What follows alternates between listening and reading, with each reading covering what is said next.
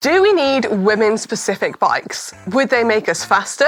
More comfortable? Are we missing out by not riding one? Today I want to find out a little bit more on this topic, and I'm going to be visiting two different people within the bike industry to find out. We don't sell specific bikes for women, but we sell a lot of bikes to women. Is it essentially a normal man's bike shrunken down? Historically, yeah, that's definitely what's happened. Do you think bike manufacturers realise the amount of demand there is for women in cycling? I'm trying to tell them. Women's bikes can be a very confusing topic. Are they just smaller pink bikes labelled for women? I, for one, never rode a women-specific bike throughout my cycling career. I don't actually know that many women who did.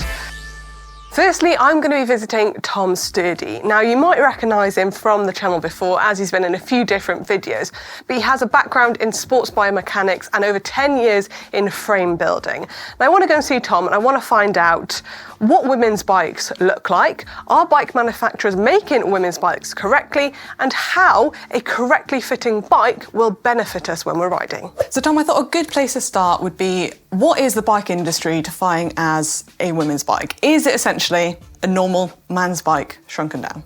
Historically, yeah, that's definitely what's happened, is that bikes that are sold as women-specific bikes essentially start off as a medium-sized man's bike, and then it's shrunk. Increasingly though, brands are definitely, there are a number of brands trying harder to address it more specifically. So Liv is a good example of a bigger company has produced a sort of very specific brand to try and address that problem. From a bike design point of view, it's more about the size of the bike relative to the size of the wheels. That's pretty much the fundamental problem. But of course, there's a lot of other parts that go on a bike: saddle, handlebars, all of those contact points, cranks. When I think of a women's bike, I'm thinking of that top tube sloping down. Going way back when bikes were first a thing, women's specific bike did have that really dropped top tube, and that was so that women could ride bike in a skirt. A lot of the kind of urban bikes, they'll all have the drop tube, and men and women ride that. It's just easy to get on and off. The kind of process is the same in that when I'm designing a bike specifically for one individual, male or female, it's based on, the size of the bike is based on them, their body, and how they fit on a bike. Broadly speaking, women will need a shorter bike, and often when it gets shorter it doesn't necessarily get lower, because the stack height often for female riders tends to be relatively high compared to the length. That then creates design challenges, and if we were to take a frame as an example, you're trying to bring this end of the bike back, or certainly shorten the reach, and so typically what has to happen is this moves forward, this moves back. And certainly if you keep the wheels as 700C wheels, that's the only way that you can do that. And so one of the problems that creates is that you are sort of pushing a lot of the rider's weight forwards. And one of the common complaints that female customers that I've met have of road bikes in general, or bikes in general that they ride, is that they don't like going downhill, don't like descending, they're not confident descending. And a lot of that is coming down to the fact that the weight distribution over the wheels of the bike is not great, because there's only one way to fit a short ride on a bike with big wheels. If you're just riding a road bike on a straight level road, all bikes are pretty much going to feel the same, but that's not the only thing you do on a bike. And so those small improvements that you can make to someone's confidence when they're going downhill, when they're riding in a group, they just feel that much more confident handling the bike, that's going to make a massive difference to their riding experience. I've always ridden 165 cranks. Don't know why, just when I started riding, that's what someone told me to ride. How much of a difference does crank length make, and how do you go about determining crank length? 165, pretty much that's the shortest, easily available, commercially available crank length. That's probably why you ended up on it. Riders vary in height a lot more than crank length varies. And so there are various studies that back it up now that you have to go a long way outside of the range of commercially available crank lengths before it will have a detrimental impact on the power that you can produce, but it definitely changes how you produce that power. So the way that I tend to think about it is, if you are a short rider and you have short legs, then short crank lengths are going to be inherently better. But also, if you know that you're going to be riding the bike as an endurance bike, you just want to be riding the bike for a long period of time, you're going to be spinning in easy gear, you're not going to get out of the saddle very much, then a short crank's going to suit you because basically it's shorter circles, smaller circles with your legs, and so over however many hours you're riding for, that normally is a benefit. And just to summarise, do we need women's bikes, or is it more smaller bikes? Doesn't matter if you're male or female. I think purely from a bike design point of view, it's more a size thing, certainly relative to wheel size. It'd be nice to see smaller bikes built around smaller wheels because it solves a lot of the problems. I do think you need women's specific bikes in the sense of the whole package, and making sure that the components that are spec'd on that bike are appropriate to women and not just a pink version of the man's one. From a bike design point of view, it's probably more a big bike, small bike thing. It was really interesting to hear what Tom had to say, not only about what women want from bikes, but also men as well. But next up, I'm going to be visiting a local bike shop to us here at GCN HQ, and that is the Pronto Bike Shop. And I'm going to be chatting to owner and handy bike rider herself, Kate Hoy. Now, I want to find out what women in the market for a new bike are after. Is there even a demand for women-specific bikes? So Kate, you've got this amazing bike shop here, full of amazing bikes, but I'd be really interested to know, do you sell women's bikes here? Well, we don't sell specific bikes for women, but we sell a lot of bikes to women. There are only really a couple of brands now that do women-specific bikes, and we don't stock any of those.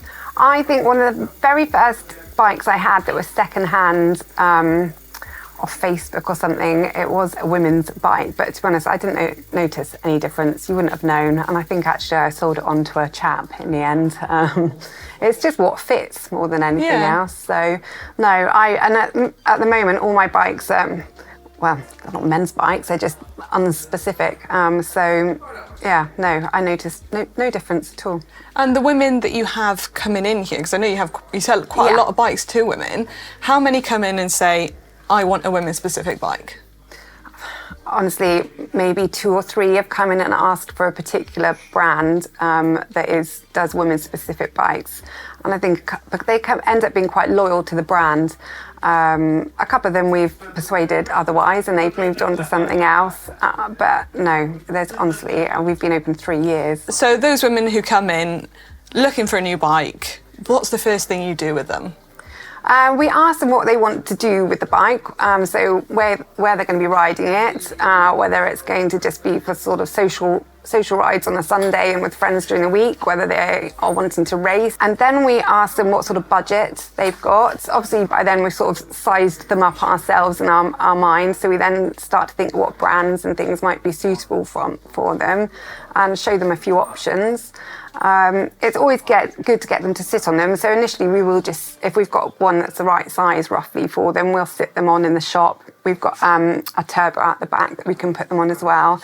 And it does really depend on their budgets, but Pinarello have definitely got a very wide range of sizes and have lots of sizes in between as well. And so it's easy to adjust the bike to fit people. Oro, they've got a lovely road bike, but their aero road bike doesn't tend to go small enough. Not for ladies, just whatever. If you're sort of under 5'4", 5'3", their aero road bike doesn't normally fit, so we have to move them on to something else.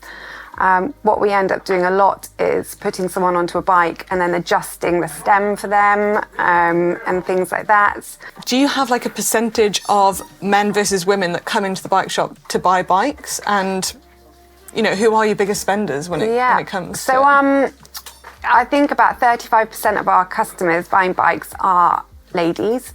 And in our top 10 spending customers, half of them are actually female. That's really interesting. It is really interesting.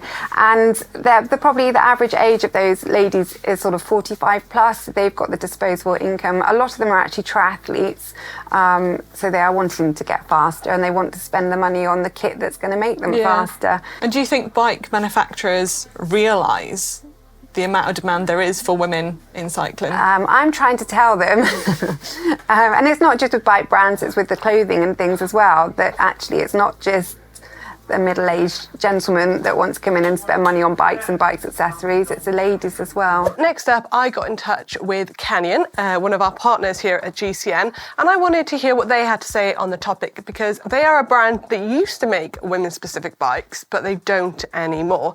And they sent me quite a long quote, so it's going to be on screen. Pause if you want to read the whole thing, but I'm going to pick out a few little bits.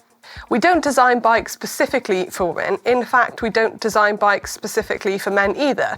We design our bikes for all types of riders, regardless of gender. They said, however, we do consider several factors that align closely with the needs of our female riders. We work closely with our women's Canyon SRAM racing team to match our bikes closely to the needs of female riders. And this is something that a lot of teams will do. A lot of the big teams that brands work with, they'll, see what they're looking for in the bike, ways that they can make it better. And Canyon SRAM are one of the best women's teams in the pro field. We also use smaller 650B wheels with smaller frame sizes for our 3XS and 2XS for part of our road and gravel portfolio to best adapt the riding performance and handling of the bike.